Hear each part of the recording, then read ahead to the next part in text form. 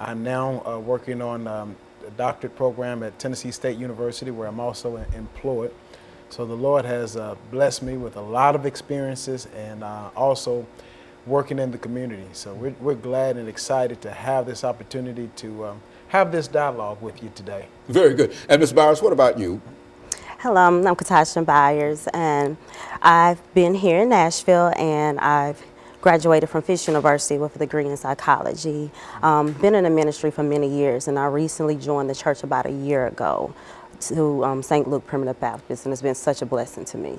Very good. So you're one of the women in the Primitive Baptist Church that we'll talk about this morning, yes, as is Ms. Vinson. Let's get some information, Ms. Vinson, in reference to your background, education, and experiences, and then perhaps we'll be through with this first segment, and then we'll be able to go into the second break and go into the second segment. Let's start off with some information with you.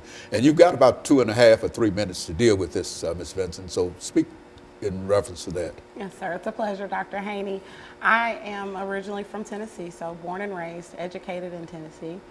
I am a member of St. Luke and have been a part of the ministry for 4 years now, and have been in the ministry as far as being a minister for several years now, since 2010. Educated in Franklin, because I'm from Franklin originally, but am a proud member of the St. Luke Primitive Baptist Church under the leadership and tutelage of the awesome Frank D. Stevenson. Just really excited about the direction that the ministry is going, and excited about where God is taking us. So I'm very pleased to be a part of the ministry. Reverend Stevenson, yes, it appears that women are playing a very, very significant role in the Primitive Baptist Church. Now, from what I understand, that this is something unusual, and especially I think that somebody has announced themselves as being a minister, in the female minister in the Primitive Baptist Church. Is that usual with your church? And if not, so let's talk about it from that perspective. Well, the Primitive Baptist discipline says that we do not license or ordain women ministers. That's one of the rules that was written into the discipline.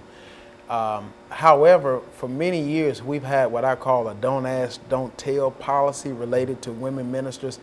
So a lot of Primitive Baptist churches couldn't help but to use the hands and the gifts of the women that were in their church, but they had to do it under the shadow of a secret. So great work was being done, but it was being done in a don't ask, don't tell, public, private, secret type of matter. And we just said we wanted God's Spirit to move, and the freedom to allow them to work without being intimidated. And so we took a bold step. And so I think it's going to, it made a lot of people upset. But you know what, Dr. Haney? We believe it was the right thing in terms of allowing women to be active in that, in our body at the church. Ms. Byers, what do you think about your activities in reference to the Primitive Baptist Church?